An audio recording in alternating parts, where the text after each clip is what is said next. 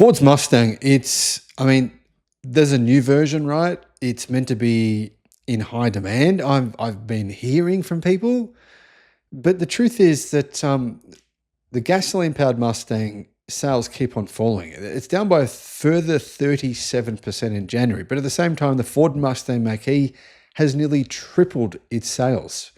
Hello, my friends. Welcome to the channel. I'm Sam Evans. You're watching the Electric Viking. We've got record numbers of sales of EVs in January in the United States. In fact, EVs made up around 9% of all cars sold in America in January. Still pretty, to be honest, pretty poor in comparison to Norway, where 96% of all cars sold were EVs. But it is an improvement. In fact, even though Ford's total car sales actually fell by 6.3% in January, its EV sales rose by 20%.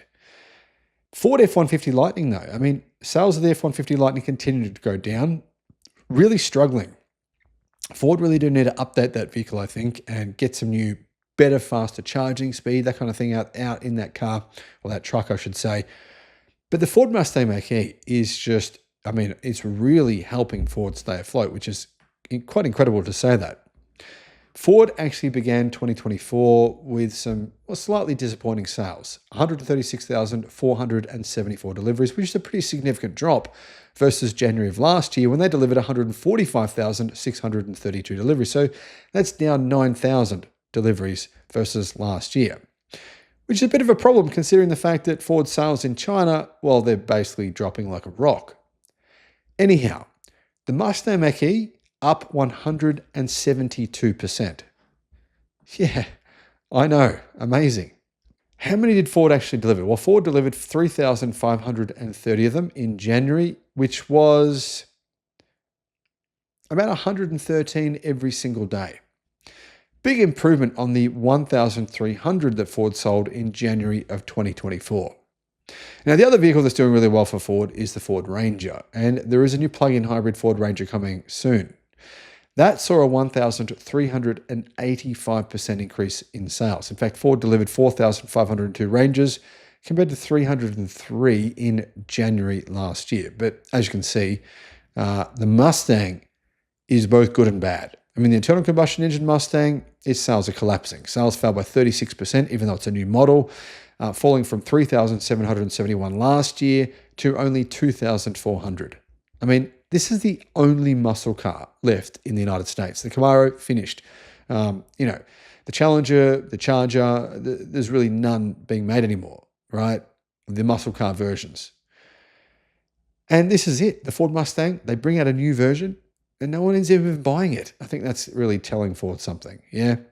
Anyhow, this is the first time, by the way, that the Ford Mustang Mach-E has outsold the Ford Mustang gasoline-powered two-door version. And going back to the F-150 Lightning, well, it's continued its downward trend, unfortunately. It's dropped from 2,260 units in January 2024 to 1,907. That is a 15.5% decrease.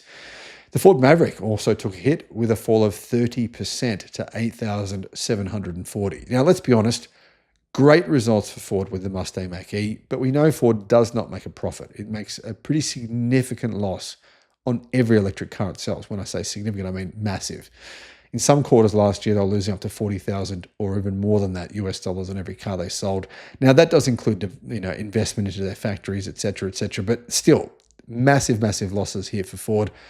Big problem here for Ford long term. Long term, they've got to compete with companies like BYD, right? They've got to compete with Geely. They've got to compete with Chery. They've got to compete with these Chinese conglomerates who are manufacturing cars at probably half the price of Ford.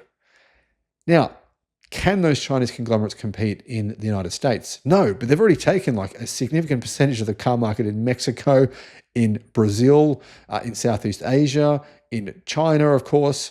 I mean, what's left for Ford to take? Well, Europe, yeah, but Europe's kind of crazy right now.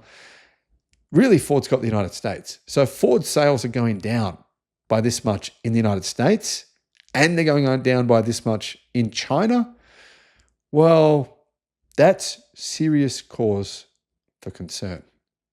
Do you agree? Let me know what you think in the comments.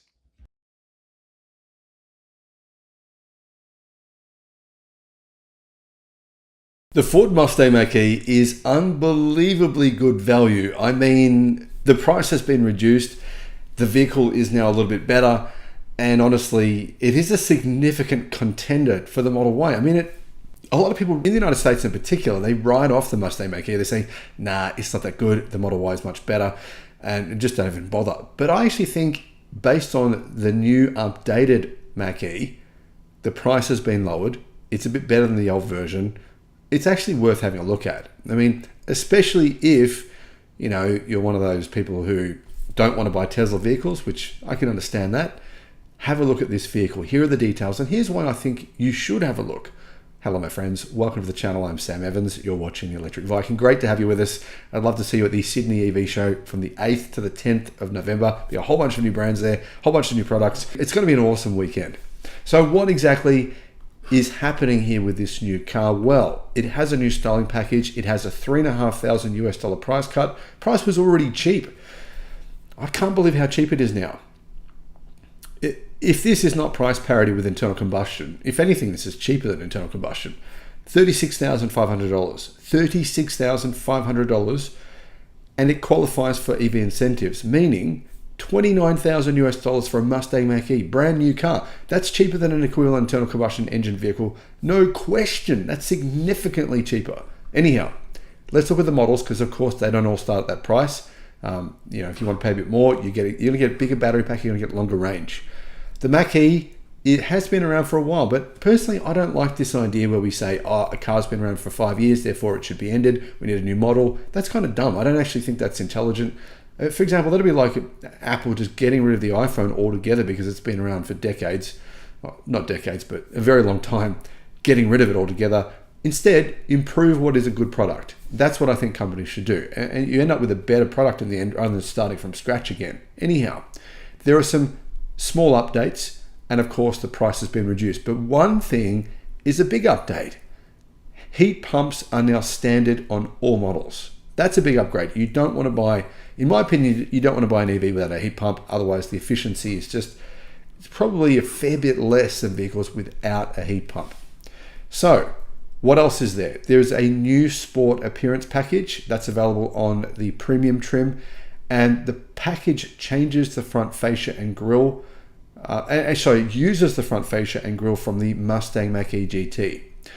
It also comes with 19-inch gloss black wheels, black accents, red Brembo front brake calipers, and sport pedals and red contrast stitching. Now, the only real thing in terms of performance you're getting with that